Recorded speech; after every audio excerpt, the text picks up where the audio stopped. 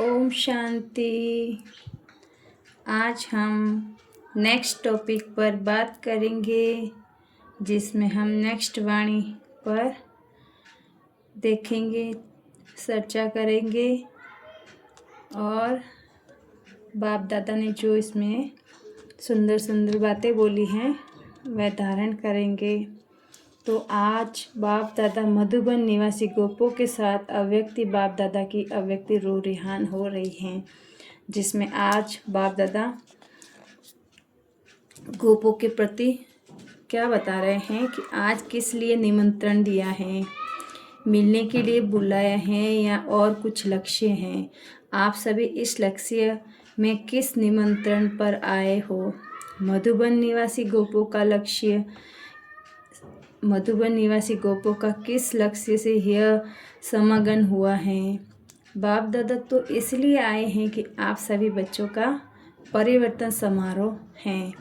तो परिवर्तन समारोह पर आए हुए हैं। भट्टी में किस लिए बैठे हैं? परिवर्तन के लिए ना।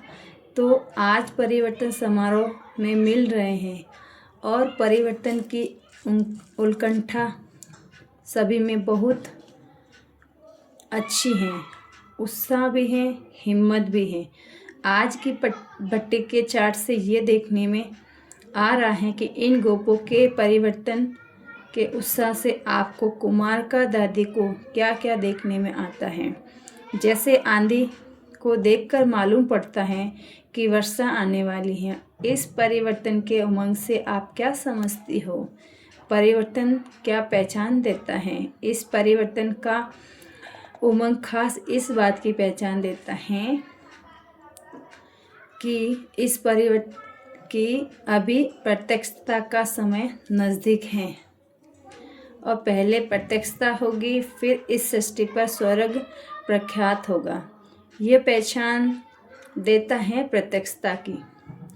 वर्तमान समय देखा जाता है कि हर एक वस्तु अपनी अपनी प्रत्यक्षता प्रत्यक्ष रूप में ला रहे हैं। पहले गुप्त थे, जैसे सूर्य की रोशनी के सितारे छिपे हुए होते हैं।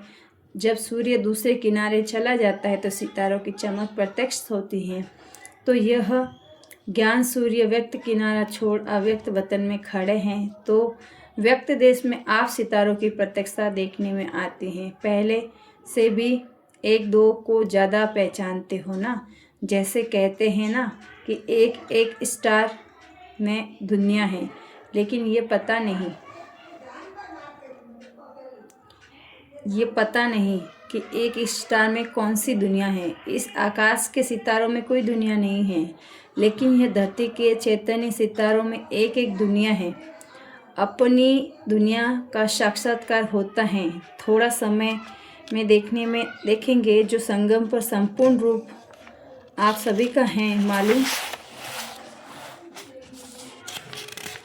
संपूर्ण रूप आप सभी का है मालूम है। संगम का संपूर्ण रूप कौन सा है? शक्तियों और पांडवों के रूप में। तो ये संगम का जो संपूर्ण स्वरूप है वह प्रत्यक्ष आप सभी को अपने में महसूस होगा, मालूम पड़ेगा। हमारे कौन से भक्त हैं, कौन सी प्रजा हैं। जो प्रजा होगी वह नज़दीक आएगी और जो भक्त होंगे वह आखिरी पिछड़ी में चरणों पर झुकेंगे। तो हर एक सितारे के अंदर जो राजधानी अथवा दुनिया बनी हुई है, राजधानी और दुनिया बनी हुई है,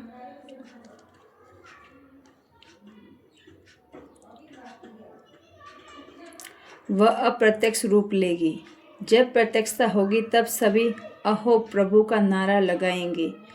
अब यह समय नज़दीक आ रहा है, इसीलिए अब जल्दी परिवर्तन को लाना है। आप रचयिता हो ना। जैसे रचयिता होगा वैसी रचना होगी और रचयिता को अपनी रचना का ध्यान रखना है। इस समय पर बाप दादा को भी हर्ष हो रहा है कि स्नेह और साहस, ये दोनों चीज़ देखकर हर्षित हो रहे हैं। हर एक में स्नेह और साहस है और उसका सिर्फ बीज नहीं लेकिन बीज का कुछ प्रत्यक्ष फल भी देखने में आता है। वह प्रत्यक्ष फल देखकर हर्षित होते हैं, लेकिन जब फल निकलता है तो उसकी बहुत संभाल करनी पड़ती है। तो आप सभी इस फल की बहुत संभाल रखना है, क्योंकि ये फल बाप दादा को ही स्वीकार कराना है।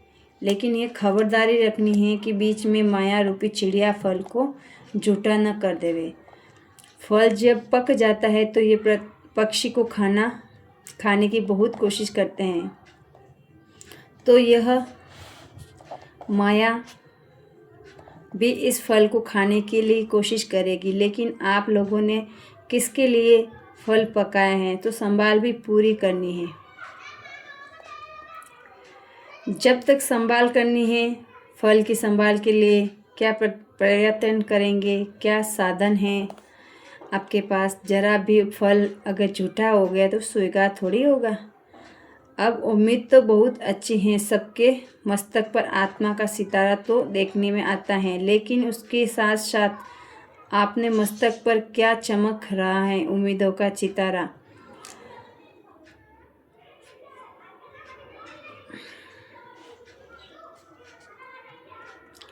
चमकता हुआ बाप दादा देख रहे हैं। सिर्फ इस सितारे के आगे बादल को आने नहीं देना, नहीं तो सितारा छिप जाएगा। यह जो उम्मीद का सितारा चमकता हुआ देखने में आ रहा है, उसकी परवरिश करते रहना। कभी भी कोई भी कार्य में, चाहे स्थूल चाहे सूक्ष्म, एक तो कभी साहस नहीं छोड़ना, दूसरा आपस में स्नेह कायम रखना। तो फिर पांडवों की जय जयकार हो जाएगी। जय जयकार के नारे सुनने में आएंगे। अभी तो कुछ हो रहा है। जब जय जयकार हो जाती है तो फिर नाटक समाप्त हो जाता है। फिर आप सभी की अव्यक्त स्थिति का भी झंडा दूर से देखने में आएगा। आप सभी की अव्यक्त एक रस स्थिति का झंडा सारी दुनिया को लहराते हुए देखने में आएगा। आज तो ये परिवर्तन की प्रतीक्षा का कंगन बांधा है। यह अविनाशी देखना रखना, कंगन उतारना नहीं है। कोई भी कंगन बांधते हैं तो जब कोई वह कार्य सफल ना हो तब वह उतार नहीं सकते, तब तक वो उतार नहीं सकते। तो यह कंगन भी कभी उतारना नहीं है। आगे चलकर बहुत अच्छी सीन सिंदरिया आएगी, लेकिन वह सीन सिंदरिया आपका परिवर्तन ही नज़दीक लाएगी। अपनी वैल्यू का भी पता पड़ेगा। जब अपनी वैल्यू का पता पड़ेगा तब वह नशा छड़ेगा। अभी कभी वैल्यू रखते हैं और कभी क्या वैल्यू रखते हैं, भाव में हेर फेर होते हैं। जैसे कोई चीज़ निकलती है तो पहले भाव थोड़ा ऊपर नीचे होता है, फिर फाइनल हो जाता है। अपनी वैल्यू का भी अभी फाइनल मालूम नहीं पड़ा है। कभी समझते हो बहुत वैल्यू है, कभी कम समझते हैं, लेकिन यथार्थ हर एक की वैल्यू क्या है वह अभी जल्दी मालूम पड़ेगा। यह मधुबन जहाँ आप बैठे हुए सारी सृष्टि के बीच में क्या है, मधुबन बाप दादा का सारी दुनिया के बीच में बड़े प्यार से बनाया हुआ शोकेस है। शोकेस में बहुत अच्छी अच्छी चीज़ें रखते हैं और सभी चीज़ों से ऊंची चीज़ शोकेस में रखते हैं। तो मधुबन सारी दुनिया के लिए शोकेस हैं। इस शोकेस में आप अमूल्य रत्न रखे हुए हो, ये मालूम है। हम मधुबन शोकेस में अमूल्य रत्न हैं। शोकेस में जो चीज़ें रखी जाती हैं उसका खास ध्यान रखा जाता है। तो आप अपने शोकेस के मुख्य रत्न हो। आपको देखकर सभी समझेंगे कि अंदर क्या माल है। अगर एक बात याद रखेंगे, शोकेस से शो करेंगे, जो कर्म हम करेंगे हमें देख और करेंगे। हर एक को समझना है, हर एक को समझना चाहिए कि मैं अकेला नहीं हूँ। मेरे आगे पीछे सारी राजधानी है, मेरी प्रजा, मेरे भक्त मुझे देख रहे हैं। हम अकेले नहीं हैं। अकेले जो काम किया जाता है उसके इतना विचार नहीं रहता। अभी अपने को अपनी प्रजा और भक्तों के बीच में समझना है। सभी आपको फॉलो करेंगे। जो भी सेकंड कदम चलना है वह तुम्हारा संस्कार आपके जो भक्त हैं, प्रजा है, उसमें बढ़ता जाएगा। जैसे माँ के पेट में गर्भ होता है तो कितनी संभाल करती है, क्योंकि माँ जो करेगी जो खाएगी वह संस्कार बच्चे में बढ़ेंगे। तो आप सभी को भी इतना ध्यान रखना है, जो कर्म हम करेंगे हमको देख हमारी प्रजा और हमारे द्वापर से कलयुग अंत तक भक्त भी ऐसे ही करेंगे, मंदिर भी ऐसे ही बनेंगे, मूर्ति भी तो ऐसी बनेगी, मंदिर का स्थान भी ऐसा ही मिलेगा। इसीलिए हमेशा लक्ष्य रखो कि हम अभी अकेले नहीं हैं, हम मास्टर रचयिता के साथ रचना भी हैं। माँ बाप जब अकेले होते हैं तो जो भी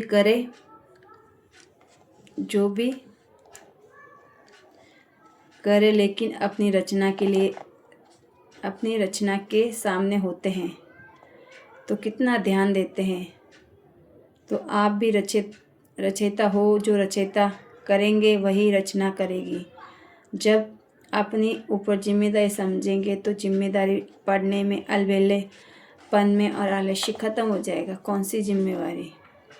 जो कर्म हम करेंगे, हर एक सितारे को अपनी दुनिया की परख रखनी है, फिर कोई छोटी दुनिया हो कोई बड़ी दुनिया हो।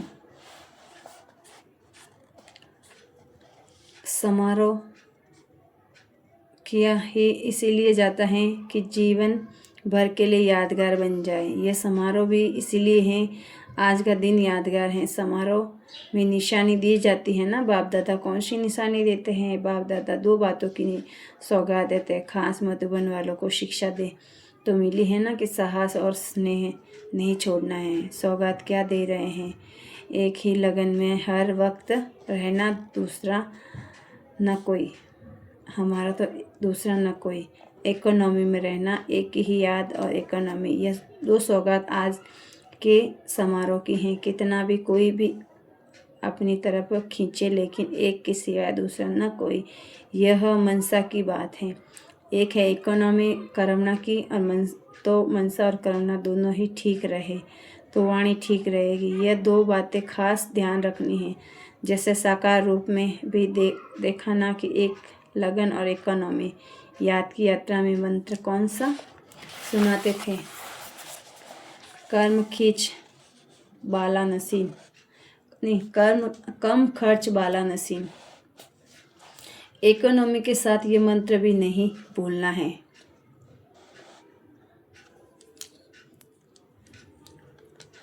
इकोनॉमी भी हो साथ साथ, जितना इकोनॉमी उतना ही फ्रॉक दिल भी हो, फ्रॉक दिल में भी इकोनॉमी समाई हुई हो। इसको कहा जाता है कम खर्च वाला नसीब। आप और सभी से एक्स्ट्रा भाग्यशाली हो। क्यों कहते हैं ना कि जिसके घर में बहुत मेहमान आते हैं तो वो बहुत भाग्यशाली होते हैं। तो तुम एक्स्ट्रा भाग्यशाली हो, क्योंकि अभी से ज़्यादा मेहमान यहाँ आते हैं, लेकिन मेहमान नवाजी भी करनी पड़ती है। मेहमान नवाजी ऐसी करनी है जो अपने को अपने घर से पूरा जीवन ही मेहमान हो जाए। आपकी मेहमान नवाजी उसको सदा के लिए मेहमान बना देवे। बाप दादा साकार में यह करके दिखाते थे। एक दिन की मेहमान नवाजी में पूरे जीवन को मेहमान बनाना, ऐसी मेहमान नवाजी करनी है। इसको कहा जाता है संसोज फादर। अच्छा, इस क्लास के अंदर सभी से ज़्यादा पुरुषार्थी कौन है? नंबरवार कौन है? 1-2 से सभी अच्छे हैं? ये तो कमाल है। यही ग्रुप हैं जो सभी ने नंबर 1 उठाया है, क्योंकि कोई ने किस बात में विशेष पुरुषार्थ किया है और कोई ने किस बात में किया है, इसलिए सभी नंबर 1 हैं। इस ग्रुप में ये नंबर 1 का ठप्पा अपने ऊपर लगाए हैं।